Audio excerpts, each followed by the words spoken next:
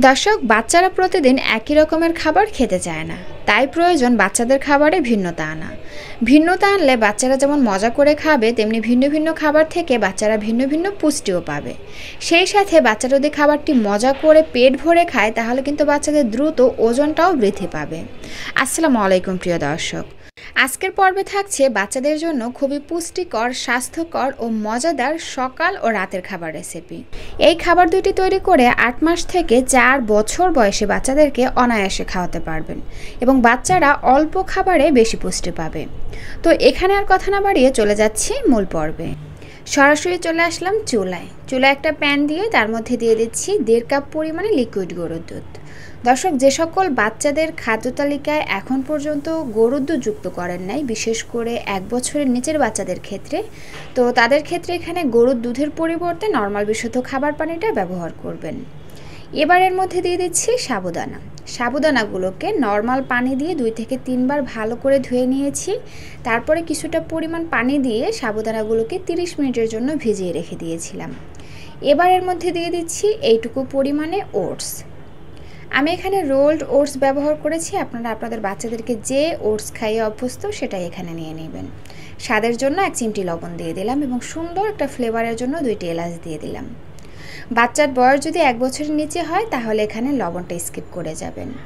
নেড়ে চেড়ে প্রতিটি উপকরণ খুব ভালো করে মিশিয়ে নিচ্ছি। এবার চুলার আঁচ মিডিয়াম আঁচে রেখে এগুলোকে ঘন ঘন নেড়ে চেড়ে রান্না করে নিচ্ছি।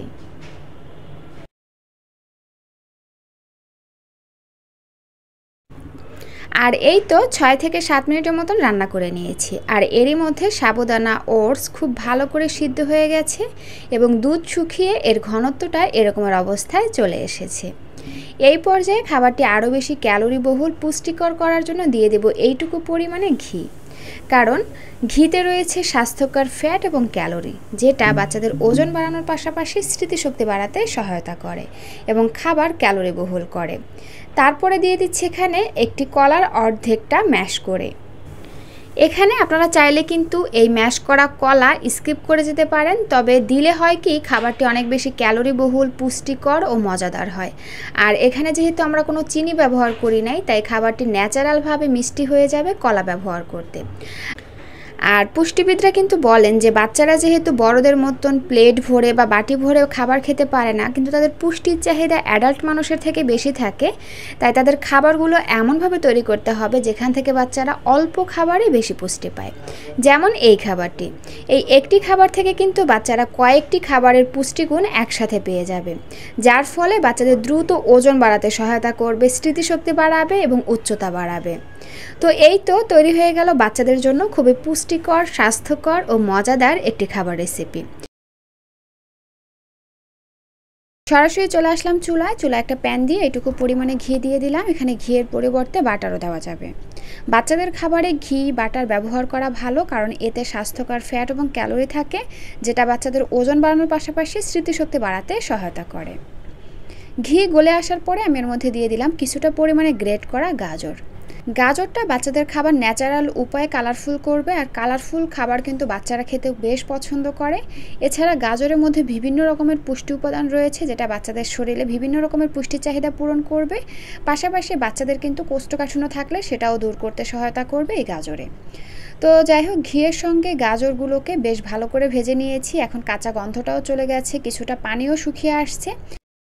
এই পর্যায়ে দিয়ে দেব সুজি। আমি এখানে 1.5 টেবিল চামচ সুজি নিয়েছি আর দিয়ে দিচ্ছি 1.5 টেবিল চামচ ওটস। আপনারা চাইলে কিন্তু এই খাবারটি শুধু ওটস কিংবা শুধু সুজি দিয়ে করতে পারবেন, কোনো সমস্যা নেই। আর আমি এখানে কেনা সুজিটা ব্যবহার করেছি। আপনি আপনার বাচ্চাকে যে সুজি খাইয়ে অভ্যস্ত সেই সুজিটাই এখানে নিয়ে নেবেন। গাজর, সুজি আর ওটস এবার আরও 1 থেকে 1.5 মিনিটের মতন ভেজে নেব। আরও কিছুটা পরিমাণে ঘি দিয়ে দিচ্ছি, কারণ বাচ্চাদের খাবারে ঘি, তেল একটু বেশি হলে সমস্যা নাই, এতে বাচ্চারা পর্যাপ্ত ক্যালোরি পেয়ে যায়। তো যাই হোক, সব কিছু খুব ভালো করে ভেজে নিয়েছি। এবার এর মধ্যে দিয়ে দিচ্ছি 1.5 কাপের একটু বেশি পরিমাণে লিকুইড গরুর দুধ। দর্শক, দুধ হচ্ছে বাচ্চাদের জন্য আদর্শ খাবার। বাচ্চাদের খাবারে অবশ্যই দুধ রাখার চেষ্টা করবেন 1 বছরের পর থেকে।